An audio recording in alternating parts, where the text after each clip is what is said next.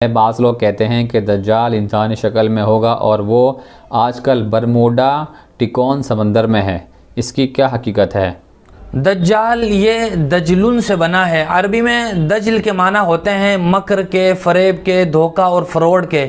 چونکہ روئے زمین پر جتنے بھی انسان ہیں ان میں سب سے زیادہ اور سب سے بڑا دھوکہ دینے والا اگر کوئی ہوگا تو وہ دجال ہوگا، اسی لیے دجال کو دجال بھی کہا جاتا ہے۔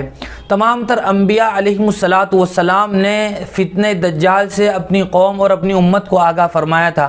جناب نبی کریم صلی اللہ علیہ وسلم نے بھی اپنی امت کو اس فتنے سے باخبر فرمایا اور کہا کہ یہ میری امت میں اس دنیا میں سب سے بڑا فتنہ ہوگا، فتنہ دجال، اور دجال انسان ہی کی شکل میں ہوگا۔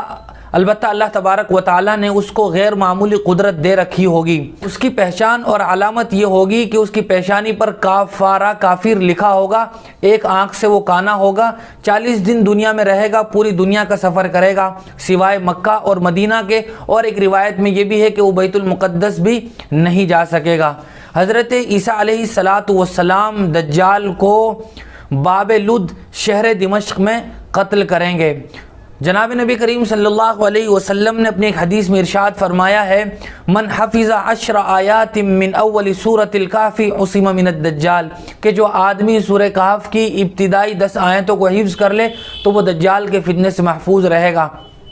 اس کے علاوہ دوسری روایت میں مکمل سورہ کہف کا تذکرہ ہے، اس لیے فتنہ دجال سے حفاظت اور بچنے کا سب سے بڑا قیمتی نسخہ وہ سورہ کہف کی ہر جمعہ کو تلاوت ہے۔